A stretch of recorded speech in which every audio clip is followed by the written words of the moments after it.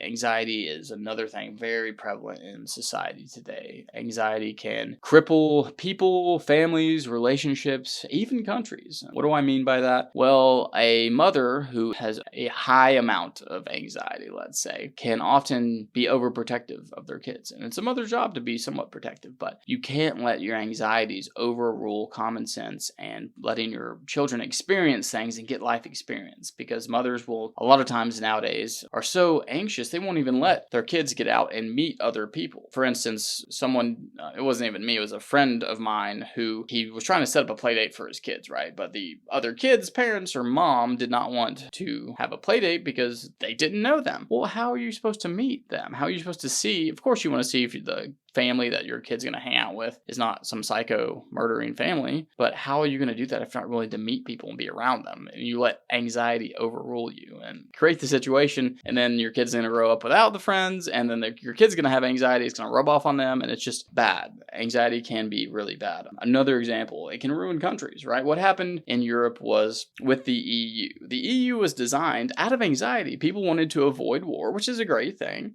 They wanted more order, so they created the EU, and now the EU has become an overreaching, tyrannical, powerful governmental regime in Europe that has hampered the economy of many countries within it and are now, enforcing their will on Hungary in that immigration scenario we talked about earlier. So anxiety can cripple families, it can cripple relationships, and it can cripple countries. So anxiety is something we have to be careful of nowadays. For the latest in case updates, legal tips, news, and politics, make sure to like us on Facebook, follow us on Instagram and our other socials, and above all, subscribe on YouTube to get your dose of excellence on a daily basis.